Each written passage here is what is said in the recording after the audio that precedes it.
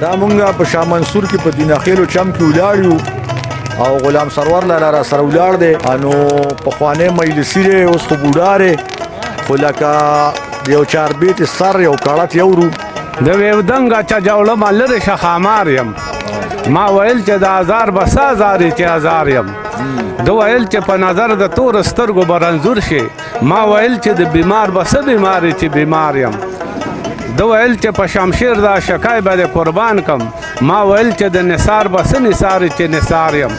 دو ویل چې ماستانه بے حیا لیدل نه دی ما ویل هر څه چې وایه دلبر ګناهګار یم دو ویل وی نوم د صد ما وی نوم می عبدالله دو ویل چې د کم ځای ما ویل چې د نوخار یم ډیر خدای ډیر چار بیت سر ده پخوانه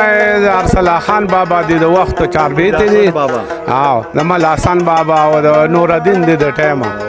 سلويخ تنه پیدا شو په یو شپه د یوې مورا د غوښې په کڅوړه کې پراته په ډیرانه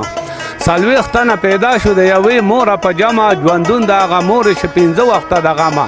په کټ کې به پراته وه بېدارو زیړه بېدمه زاري به یې کوله شفاعت ته ورکړې اکرمه په شل ورځې کې لر شو دردونه د شکمه پخوا د پیغمبر د زمانې و مقدمه الوا د کړي له هغسې سیلونه غر په سمه په سترګو لیدی نشي غیبانه ګرځي عالمه سبا له په منګوله کې مارغۍ وړل تر کوره څلوېښت تنه پیدا شو په یو شپه د یوې موره څوک کتب څوک غوث و پکې نو پیغمبران د غوښې په کڅوړه کې پراته وو په ډیران دا اخري کړه به د کسر وو ځکه چې دوره ټیم دی ته هم نشته مولا د ارسلا کې د تمام مردن نواب خاصونه دوشالي بخي سخي د بې حسابو جبین ښه نوراني ده د ثاني ده د هفتابو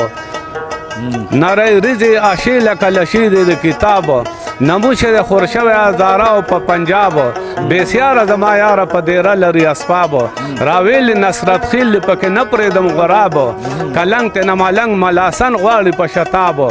زامن د اشرف خان واړه سخیان دي زما روره څلوېښت تنه پیدا شو په یو شپه د یوې موره سلام د شام و دام کوم زما د همیران د غوښې په کڅوړه کې پراته وو په ډیران دا ډیر ښه او دا زبردست د ګل محمد خان د وخت مجلسی دی خو موږ مجبوره که چې یو دغه ووایي او ډېر زبردست